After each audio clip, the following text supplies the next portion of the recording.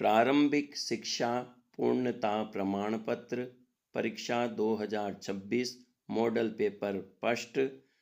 प्रस्तुतकर्ता राजकीय उच्च प्राथमिक विद्यालय बागदा, जिला बूंदी में कार्यरत संस्कृत गुरु दीपक कुमार गुप्ता, जिन्होंने अति महत्वपूर्ण प्रश्नों का समायोजन यहाँ पर किया है। कस्य यश नश्यति कृपणस्य व्यसनेन लुब्धस्य पिशुनस्य। किसका यश नष्ट हो जाता है? बताएं कौन सा विकल्प सही होगा? लुब्धस्य यश नश्यति। तो श्लोक याद रखें। दूसरा प्रश्न, बिलस्य वाणी न कदापि मे श्रुता इति क कथितवान। बिल की वाणी मैंने कभी भी नहीं सुनी, ये किसने कहा? खरनखर, दधिपुच्छ, सिंह, व्याधः। विचारें और सही उत्तर दें। तो ये बात किसने कही थी? दधिपुच्छ नामक सियार ने कही थी। तीसरा प्रश्न, प्रातः काले यदा चंचल वनम गतवान रेखांकित पदे प्रयुक्त प्रत्यय अस्ति। गतवान में कौन सा प्रत्यय है? कत, कत्वतु, कत्वा, मतुप। सोचें, गतवान में कौन सा प्रत्यय है? कत्वतु प्रत्यय, बिल्कुल सही जवाब। Please like and subscribe my channel को सब्सक्राइब करें और अधिक से अधिक बच्चों तक शेयर करें। चौथा प्रश्न, गृहम शून्यम विना सुतम सुतः सुताम सुता। बीच में क्या आएगा? इस पाठ का नाम है ये। गृहम शून्यम, सुतम आएगा, सुता आएगा, सुताम, बिल्कुल सही जवाब, सुताम आएगा। विना के योग में द्वितीय विभक्ति का प्रयोग होता है। पांचवा प्रश्न, सुप्रभातम पदे प्रयुक्त उपसर्ग अस्ति। स्व, सु, सुप्र, सुप। तो सुप्रभातम में कौन सा उपसर्ग है? शीघ्र उत्तर दें। बिल्कुल सही जवाब, सु उपसर्ग है। कौन सा उपसर्ग है? सु उपसर्ग है। छठा प्रश्न, चत्वारि तस्य वर्धन्ते आयुर्विद्या यशो बलम अस्मिन् वाक्ये सर्वनाम अस्ति। इस वाक्य में सर्वनाम पद है चत्वारि तस्य वर्धन्ते बलम। विचार करें, सर्वनाम जो संज्ञा के स्थान पर होता है तस्य सही विकल्प होगा। ठीक है। सातवां प्रश्न, बिलस्य वाणी न कदापि मे श्रुता इति कस्य कहानी अस्ति। यह किसकी कहानी है? पंचतंत्रस्य, हितोपदेशस्य, महाभारतस्य, रामायणस्य। बताएं। तो विष्णु शर्मा रचित पंचतंत्र की कहानी है, इसलिए पंचतंत्र से सही विकल्प होगा। ठीक है।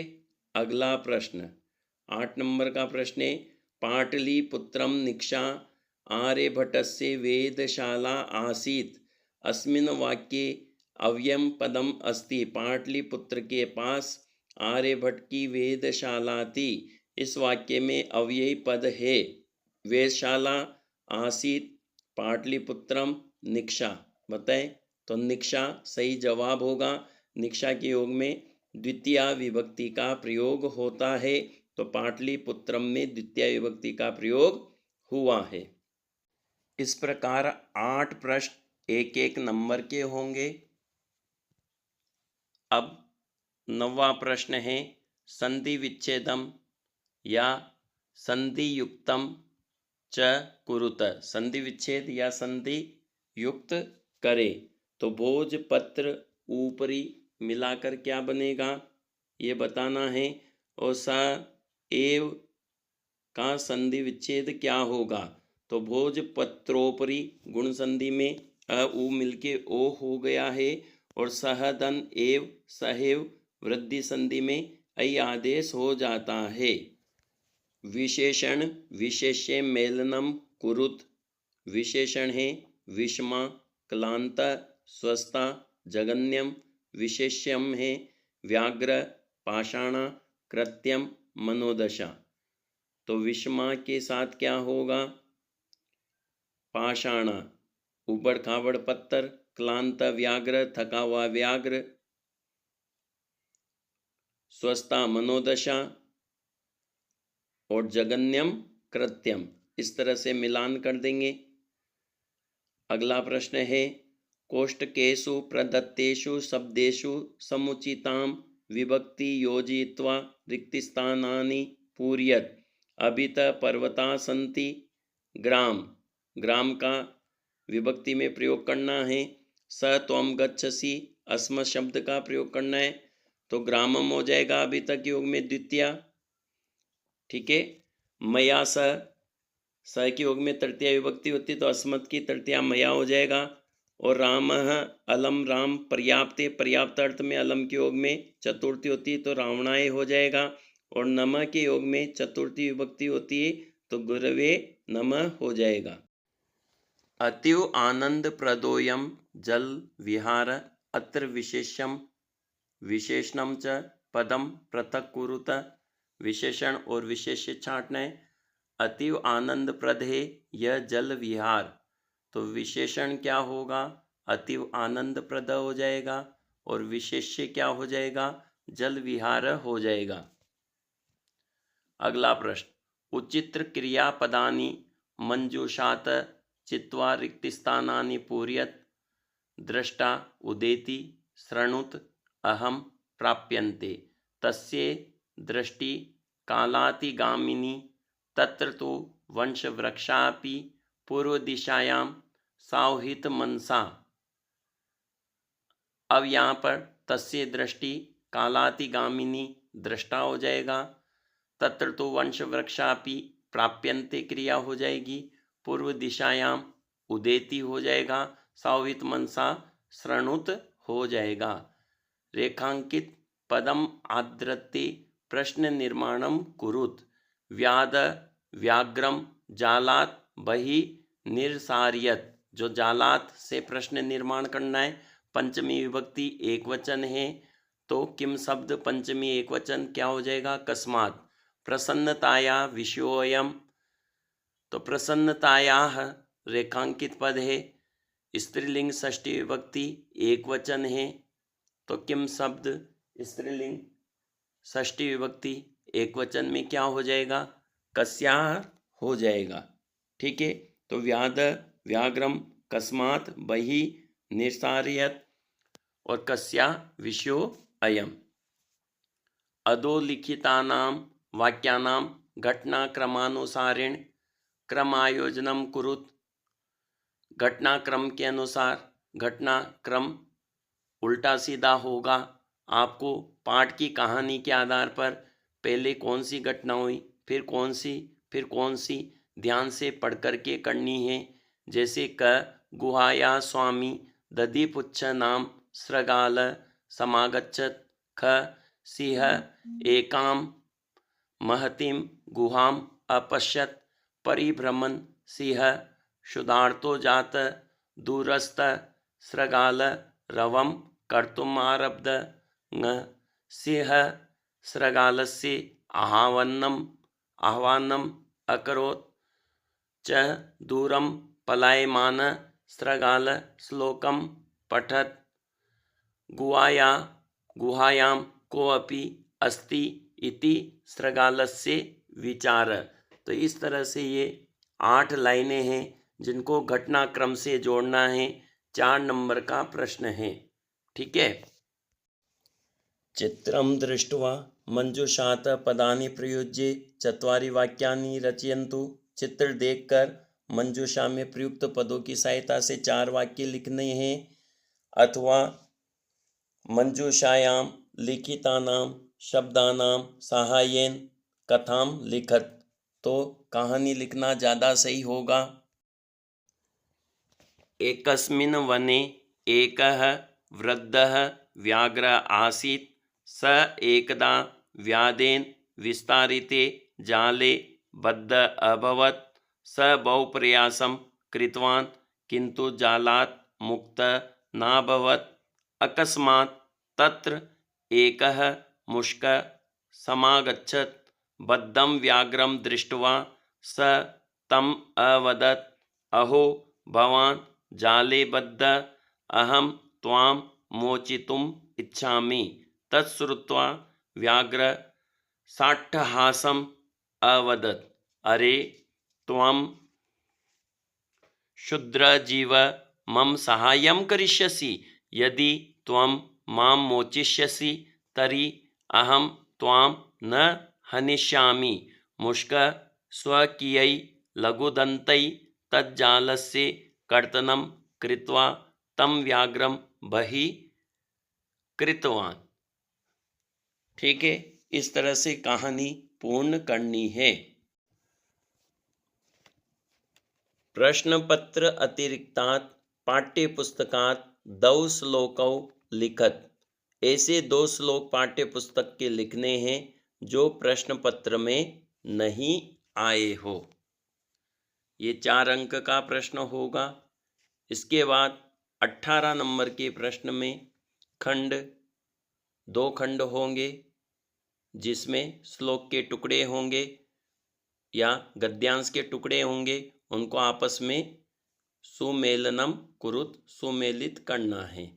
न कूप खननम युक्तम विदेहि राष्ट्रे वस्त्रपूतम यत्र नार्यस्तु पूज्यन्ते इदरे तथानुरक्तिम रमन्ते तत्र देवता प्रदीप्ते वह्निना ग्रहे जलम पिबेद।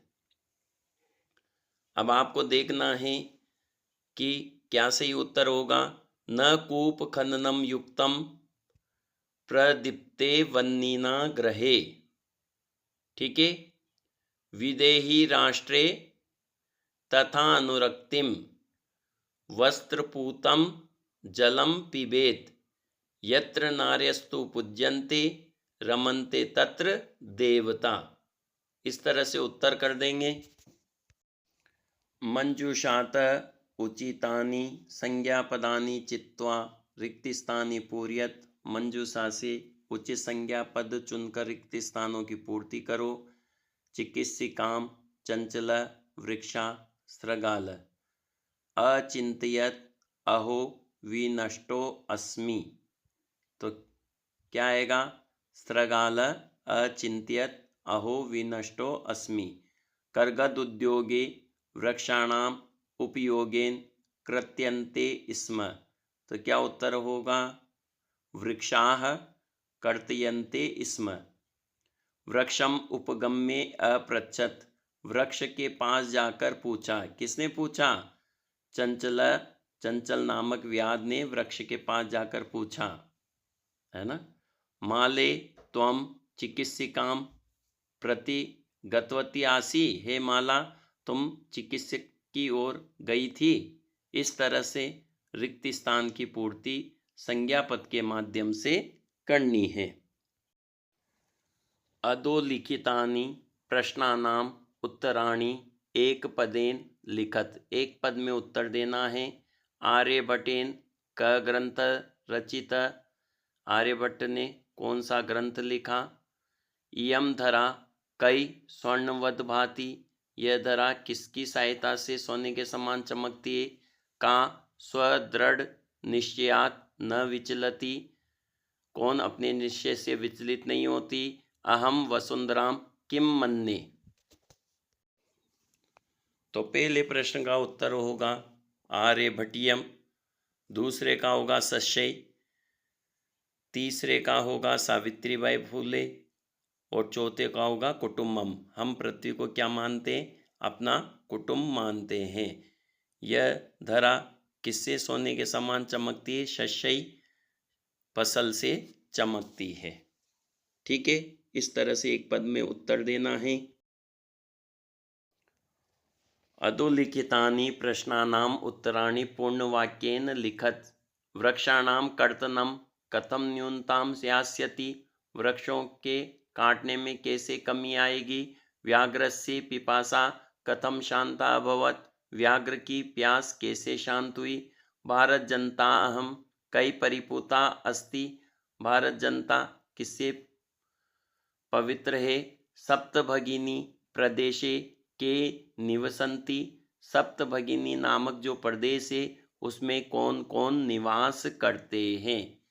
इन सभी प्रश्नों के उत्तर पूर्ण वाक्य में देने हैं। संगणकस्य अधिकाधिक प्रयोगेन वृक्षाणां कर्तनं न्यूनता भविष्यति, कंप्यूटर के अधिकाधिक प्रयोग से वृक्षों के काटने में कमी आएगी। व्याघ्रस्य पिपासा जलम पीत्वा शांता अभवत्, जल पीकर शांत हुई। भारत जनता अहम अध्यात्म सुधा तटिनी स्नानै परिपूता अस्ति, आध्यात्मिक सुधा रूपी नदी के स्नान से पवित्र है। सप्तभगिनी प्रदेश में गारो, खासी, नगा, मिजो, प्रवृत्ते जैसी बहुत सारी जनजातियां अत्र निवसन्ति या निवास करती है। अधोलिखितेषु द्वयोः श्लोकयोः हिंदी भाषायां भावार्थं लिखित। दो श्लोक का भावार्थ लिखना है। क साहित्य संगीत कला विहीन, साक्षात पशुपुच्छ विषाणहीन, तृणं न खादन्नपि जीवमान, तद्भाग देयं परमं पशूनां। तो सबसे पहले संदर्भ लिखेंगे कि प्रस्तुत श्लोक हमारी पाठ्य पुस्तक रुचिरा तृतीय भाग के प्रथम पाठ सुभाषितानि से उद्धृत किया गया है और ये भर्तरी के नीति शतक में संकलित है। साहित्य, संगीत और कला से विहीन व्यक्ति बिना पूंछ और विषाण सींग से हीन रहित साक्षात पशु ही है। ऐसा ये मनुष्य रूपी पशु जिसकी साहित्य संगीत कला में रुचि नहीं है, वह तृणम न खादन अपि जीवमान, घास न खाता हुआ भी जीवित रहता है। तद्भाग देयम परमम पशुनाम, वह तो पशुओं के परम सौभाग्य की बात है। नहीं तो इस संसार में मनुष्य रूपी पशु बहुत सारे हैं, यदि वो घास खाने लग जाते तो पशुओं के लिए घास कम पड़ जाती। उपयुक्त श्लोक से हमें शिक्षा मिलती है कि हमें साहित्य, संगीत और कला में रुचि रखनी चाहिए। ठीक है। इसी प्रकार व्याकरणात्मक टिप्पणी भी यहाँ लिख सकते हैं, जैसे खादन अपि, खादन धन अपि, पशु नाम षष्ठी विभक्ति बहुवचन। ठीक है। तो इस तरह से व्याकरणात्मक टिप्पणी भी हम लिख सकते हैं। ख गिरिशिखरे ननु निज निकेतनम, विनेव यानम नगारोहणम, बलम स्वकीयम भवति साधनम, सदैव पुरतो निदेहि चरणम। तो प्रस्तुत श्लोक श्रीधर भास्कर वर्णेकर द्वारा रचित सदैव पुरतो निदेहि चरणम गीत से लिया गया है और ये हमारी पाठ्य पुस्तक रुचिरा तृतीय भाग में संकलित है।